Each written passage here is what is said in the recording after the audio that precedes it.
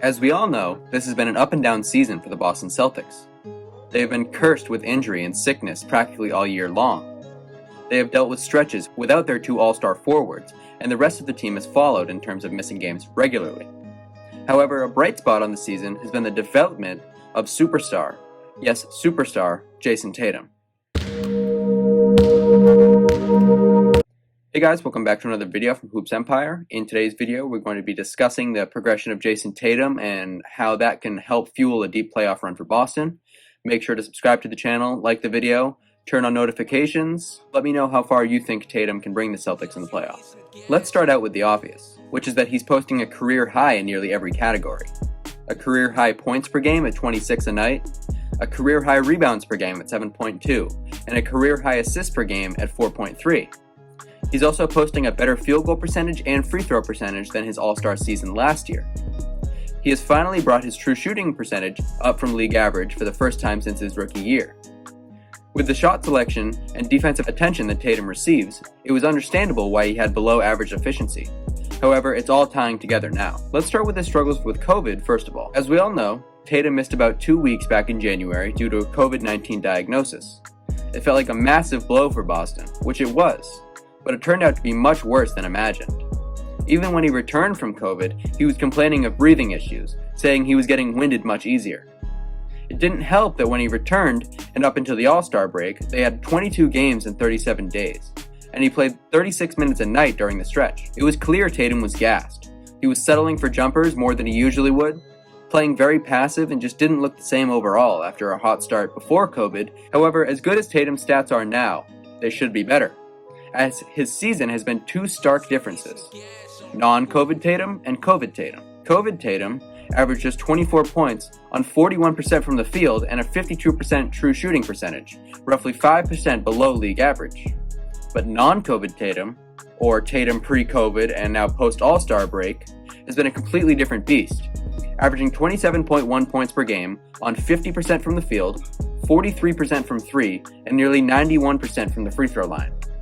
These differences are quite insane, and I'm not sure how anyone could deny the effects COVID has on players, as Tatum has more recently said he needs inhaler before games, and he never did before. But COVID has made the difference for Tatum, statistically at least, of a player who's hardly deserving of an all-star appearance to a guy who should be mentioned on the MVP ladder. Being in the 50-40-90 club for such a long period of time is probably something not many Celtics fans thought they would get from Tatum, due to his high-volume shooting and tough shot selection. But he has changed something else about his game, which leads us to the next area of improvement: finishing. Tatum's finishing ability, which had been regarded as one of his biggest faults coming into the season, has now become one of his biggest strengths. Last year, Tatum shot 59% in the restricted area, making up roughly 20% of his field goal attempts. However, this year, he shoots 68% in the restricted area, but on just 23% of his field goal attempts. So on slightly less volume, he's up nearly 10% in the restricted area. Tatum was pretty efficient to start the year, but again, because of COVID, he shot just 62% pre-All-Star break from that restricted area on just 20% frequency. He just wasn't getting it done. But post-All-Star break, his finishing has been at a career high on career high volume.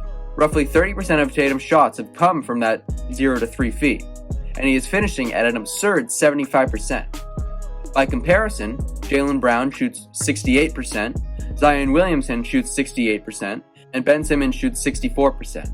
While all of these players do have higher volume than Tatum, it still speaks to Tatum's improvement in that area. All of these players are regarded as elite finishers, while many still view finishing as a negative aspect of Tatum's game. Hopefully, that narrative can end. And this is not just luck either. He has seemingly completely changed his touch on the ball. Last year he had dozens of layups, brick off the backboard, and nothing else because he was going up way too strong. But this year, he's lighter on his touch, leading to better results. Boston is also running high pick and rolls for Tatum, so he can find the room to get downhill and use his size and strength to go through a lone defender in the paint, and finish at a career high clip. Tatum having great shot selection and in turn better efficiency is something that will be crucial to the success of Boston. However, what I think is the real step between Tatum being a superstar championship caliber #1 option and being lumped in with the rest is his playmaking. Tatum often gets the rep of a ball hog. Coming out of college, he was labeled a black hole, which is why he wasn't #1 on the big boards. And thankfully, he has proved that wrong.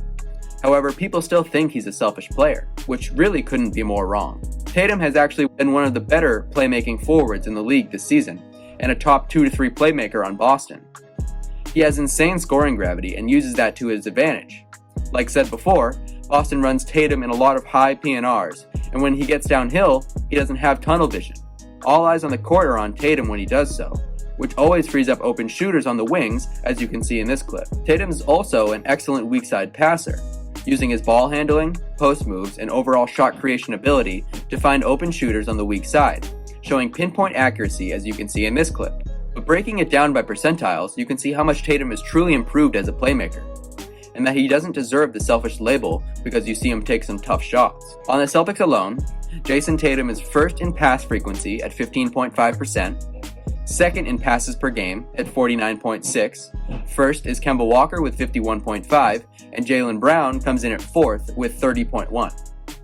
He's third in assists per game with 4.3, he's third in pass creation volume, and second in playmaker rating per Basketball Index. Also per Basketball Index, among starting forwards in the NBA, Jayson Tatum was 39th in pass creation volume last year. This year he's 10th. Last year, Tatum was 26th in pass creation quality. This season he's 6th. Last season, Tatum was 14th in scoring gravity. And this season, Tatum has the best scoring gravity in the entire NBA among starting forwards. Last year, Tatum was 39th in playmaker rating. This year he's 9th. Last year, he was 15th in passes made. This year he's 7th. Last year, Tatum was 30th in assists per game. This season he's 14th. All of those stats show the immense increase in Tatum's playmaking production and how he has made his game that much more diverse. Jayson had 17 games with 5 or more assists in his first 3 seasons, or 225 games. This year, through just 52 games, he has 20 games with 5 or more assists. He also had 0 10 or more assist games in his first 3 seasons, and has 3 in this shortened season, including his first triple-double just the other night. To summarize, Jayson Tatum's recent play is going to be the key to Boston making a run when many had written them off. Boston is not even fully healthy and just had a 6-game win streak and have won 10 of their last 13 games. 7 of those wins versus playoff teams above 500. During this stretch, Tatum is averaging 30 points on 63% true shooting, 6% above league average. He is the reason Boston will win anything if they do. Jaylen Brown is amazing and should at least get All-NBA consideration. Kemba Walker is back to form. Smart is an all-defensive caliber player. But Tatum is the superstar.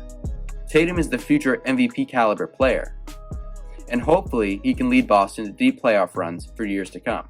Thank you guys for watching the video. Let me know what you think about Tatum's progression this year as a playmaker. Make sure to like the video, turn on notifications, subscribe to the channel, and have a good one.